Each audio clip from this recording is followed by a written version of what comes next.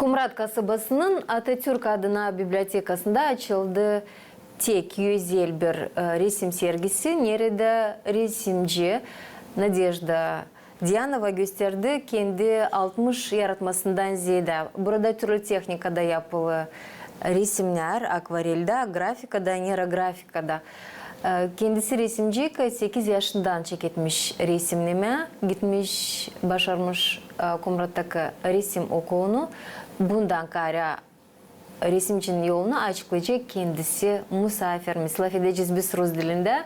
Надежда, доброе утро. Доброе утро. В первую очередь поздравляю вас с открытием персональной выставки. Это ваша первая выставка? Персональная, Персональная. Благодарю. Вы также являетесь участницей международных конкурсов. Да, пару выставок есть. Вот. Ну, давайте, если расскажем о выставке, выставка, которая продлится Месяц. месяц. Месяц, да. Какие чувства испытываете, оглядываясь на первую свою персональную выставку? Вы знаете, абсолютно никаких. Потому что у меня каждый день какая-то персональная выставка в плане новые знакомства, новые люди, и каждый как-то по-своему преподносит этот день. Поэтому даже сказать, что какой-то восторг, я, наверное, к этому привыкла в других сферах, поэтому нет какого-то такого определенного восторга, чтобы я там, вау, получилось. Нет, Восторга не было, а волнения было? тоже не было. Значит, вы единственное окружили волнение себя- это у меня получается сцена и вот, допустим, телевидение, когда вот я должна, вот, как скажу так, на общее обозрение выступать. А так, в принципе, нет. Значит, на открытии присутствовали самые близкие люди, с кем вы знакомы, с кем вы работаете. Да, да, да. Чья оценка, насколько вам важна? Моя. Честно сказать, Вы первый моя. критик. Почему? Потому что очень многие работы, вот если она мне не нравится, она никуда не пойдет, она так и останется в мастерской, потому что, ну, я считаю, что я самый важный критик для себя вообще-то. И много таких работ, которые у вас в мастерской залеживаются? Нет. Нет. Когда пишете свои работы? Когда у меня очень плохое настроение. Но обычно противоположных говорят, да? Нет, Противоположную часть отмечают. может бывает иногда такое, что мне вот я увидела, допустим, да, какую-то определенную технику, да, и мне захотелось ее попробовать. И я вот начинаю в этой технике работать, и вот, как говорится, в художественной сфере, если она зашла, я могу сделать, допустим, целую коллекцию работ. Нет, значит, на этом и заканчивается, и, соответственно, утилизируется работа, поэтому... Нет такого, чтобы у меня были какие-то работы, которые вот были увидены, вот недоделанные, скажу так. Почему? Потому что я, когда работаю, я начала работу, я должна ее день-два закончить. Я не могу больше работать. У меня нет терпения. Я по гороскопу Овен, и мне нужно сейчас и вот здесь. Мне не надо потом. Поэтому у меня все работы абсолютно, в любой сфере работы я должна сделать это быстро. Если я ее не доделала, она так и уйдет в никуда. Так и останется недоработанной. Работы скольких лет выставлены на экспозиции? Здесь, на этой экспозиции, ну, наверное, последние пару лет, наверное. Допустим, вот эта гордая, вот как сейчас сказали, графика, она была создана за неделю до выставки. То есть я не трачу время надолго. Мне надо быстро. То есть вот оно пришло. Как оно вообще получилось? Любовь, директор галереи, позвонила, сказала, что очередная выставка, которая приуроченная к женскому дню, к 8 марта, и опять будет она как бы в галерее. И говорит, давай свои работы тоже. Я говорю, хорошо, только мне нужно подумать, в какой концепции я буду работать. Она говорит, хорошо. Это мы с ней встретились, наверное, где-то за 1,5 недели до. Они, получается, я то, что работаю в ДК, у них какой-то концерт был или что, и мы с ней встретились случайно на ступеньках, вот она мне сказала. Ну и вот через неделю я предоставила уже 5 работ, которые уже были на выставке. А когда мы уже выставляли, почему здесь 7 работ? Потому что когда мы уже выставляли работы в библиотеке, мы полностью все развесили, все картины, у нас осталось 2 пустых места. И вот в течение дня, полтора, мы доработали, вернее, я доработала еще 2 работы, и мы заполнили просто пространство пустое. Все. То есть вы вот так вот легко можете сесть и, если необходимо, выполнить эти работы? Да. Я всегда так работала. Я даже когда училась в академии, у нас был предмет, очень не нравился, объемно-пространственная композиция. У нас преподавал ее сам декан факультета. И он уже за столько лет, сколько у нас преподавал, он понимал, что я вот могу выдать здесь и сейчас, потом никак. И вот я могла ходить, у нас обычно этот предмет длился 2-3 пары. Пара, это вы же знаете, академический, сейчас получается 90 минут. И я могла одну пару походить, вторую. Но если оставалось там час до конца последней пары, я, соответственно, там могла сразу 5-6 штук сделать. И он никогда меня не трогал. Он только мне разрешал ходить, что-то там мыслить, где-то там, может, подремать, книжку почитать, потому что он всегда знал, что эффект будет в конце. Поэтому никогда не напрягал. Не знаю, мне не надо долго думать. Вот интересный сюжет был в 2007 году, когда вот этот бар, ресторан «Водолей», они делали ремонтные работы, и Анатолий Хмелевский обратился ко мне с просьбой задекорировать текстильные окна. И он очень любитель таких вещей, как вот эти обереги натуральные, вот такое вот. Метелочки, помните, раньше такое было? И он решил эти метелочки обратно туда. Я говорю, нет, давайте я вам сделаю картины. Вот в том же стиле, но просто, чтобы это были картины. Он говорит, хорошо. И вот если вы видели в Красном зале вот этот, что барчик был, там висели мои картины, они потом вот тоже их в каталог гагузских художников, и именно их туда внесли. Как-то вот она тоже спонтанно вышла. За 3 суток я ему выдала там сколько, 8 или 9 картин было. Вот из этого риса, чего там еще, я уже не помню. То, что было на оберегах, мы собрали все туда. Вот ту же метлу я как-то завуалировала вот этим всем. Вот. Поэтому это, как говорится, вот минутное решение, тогда что-то создается интересное. Надежда, давайте перенесемся на эту выставку. Да, и посмотрим ваши работы, ваши комментарии попросим. Да. Это графика. Да, вот видите, вот эта вот работа, которая... Да, это последняя, которой нужно было пустоту заполнить. Которая была создана в течение 3 часа, что ли, может быть. Вы в основном портрет пишете? Нет. Это в зависимости от настроения. Вот эту технику я видела у одного японского художника, и мне захотелось попробовать, как же это все-таки будет. И вот эта первая работа, вот она, вы знаете, она была создана в течение тоже 3 часов. Это замазалось все, наклеилось что-то и сверху. Просто есть такая вот резинка, называется клячка. И вот этой клячкой ты начинаешь создавать уже сюжет на фоне. Вы, прежде чем приступить к работе, вы знаете, что изобразите? Нет. Или... Я не знаю, что изображать. Оно само. Когда я предоставила эту коллекцию на выставку, директор нашей галереи, Любовь, она сказала, говорит, такое ощущение, что ты тут выложила все свое настроение.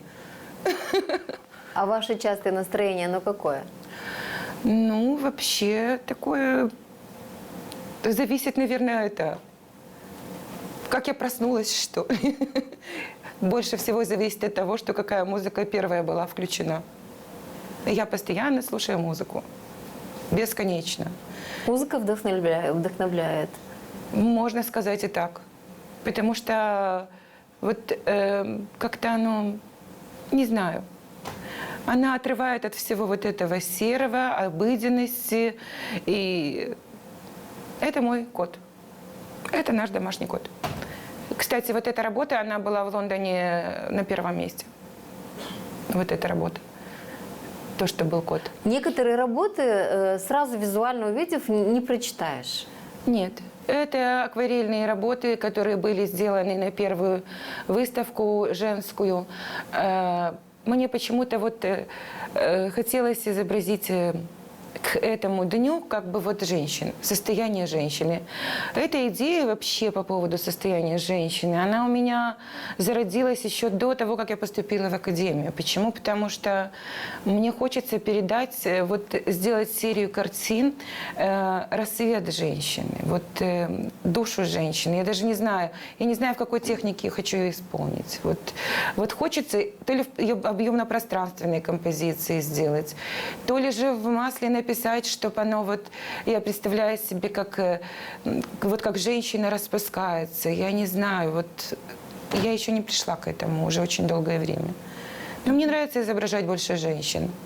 Вот почему-то у меня больше вот оно ассоциируется с изящностью, с тонкостью, с красотой. Я вообще в людях люблю глаза. Мне без разницы, как может человек выглядеть, но меня могут поразить его глаза. Вот, не знаю, глаза — это, наверное, не зря говорят, что душа — это зеркало, да? Вот, скорее всего, вот это вот. Очень внимательная к образу женщин? Да. Получается? Да, очень внимательно. Я всегда, вот говорят, что есть некрасивые женщины. А вот если реально присмотреться, каждая женщина по-своему, она просто шикарна. Красива. Я не знаю. Вот все-таки черты, это все, это настолько утонченные по сравнению с мужчинами. Вот мужчины мне представляются вот как-то они, знаете, какие-то вот обрубленные, что ли, в плане того, что жесткие черты. Но есть вот у многих мужчин, как правило, красивые глаза. Вот глаза это разглаживает абсолютно все. Но у женщины, мне кажется, на все изящно. Если чьи-то глаза запомнились, впечатлили вас, вы их изобразите? Да. Тут же или через некоторое время? Могу даже через некоторое время. Вот есть пару человек, кого я пыталась изобразить. Это был мой муж, самое первое. Я имею в наличии 6 эскизов его лица, но я их не доделала в плане того, что я не могу словить образ глаз, я не могу словить форму рта, вот именно губ. Вот почему-то вот оно мне не дано. Вот я не вижу вот того, что я хочу увидеть. А как же то, о чем вы говорили чуть ранее, вот вы должны завершить работу, а тут вроде супруг рядом, а вроде он как и доступен, вот, да? Да, а вот завершить да, не может. вы знаете, Чего не вот, да, хватает? вот, наверное, души в этой работе не хватает, я не знаю. Но не получается у меня. Или вашей души? Может и то, и другое, я не могу понять, в чем концепт. Но 3 работы точно из них, которые вот я не могу словить форму рта, вот именно форму губ. Хотя вот и сын, смотрю, вот у дочери тоже форма губ его, но я не могу вот именно передать ее так, как я ее вижу. Как оно должно быть. У вас получается, как у поэтов, вот одно слово не могут подобрать и на к завершению стихотворения, и через 2, через 3 года вот только стихотворение рождается. Только тогда, нет, у меня только найдя его. Вот они, первую работу, я еще была в школе, я пыталась его изобразить, у меня не получилось. Так она у меня зависла, она где-то в альбомах. Ну вот последнюю работу, которую я хотела тоже как бы написать, почему-то мне так вот захотелось, и все равно у меня не получилось изобразить точность того, что я вижу.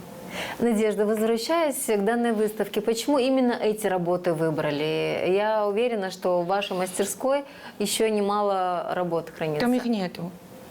То есть вы все... Там их нету, потому что даже вот что было выставлено в прошлые годы, очень многие просто сразу продались. Чаще всего вот получается прошлогодние, допустим, работы нейрографики, которые, если вы видели старые выставки, они были в длину по 1,5–2 метра, они все уехали в Турцию, как бы их нет. Ну, как таковой работ нет. Если немножечко рассказать о себе как о художнице, где ваши работы еще принимали участие, на каких выставках? Какие выставки у нас были?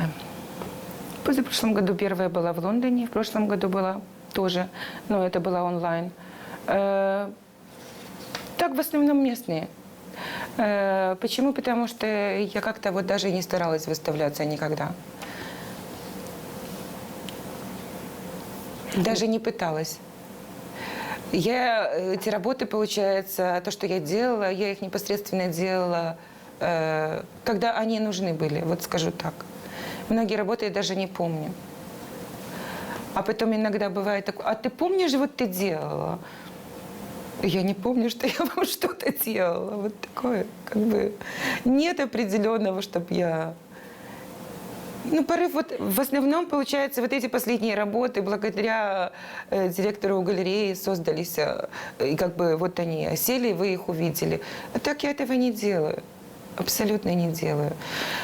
Только вот если человеку что-то захотелось, какой-то там простенок или что-то заполнить, они могут у меня заказать работы, и мы, естественно, заполняем.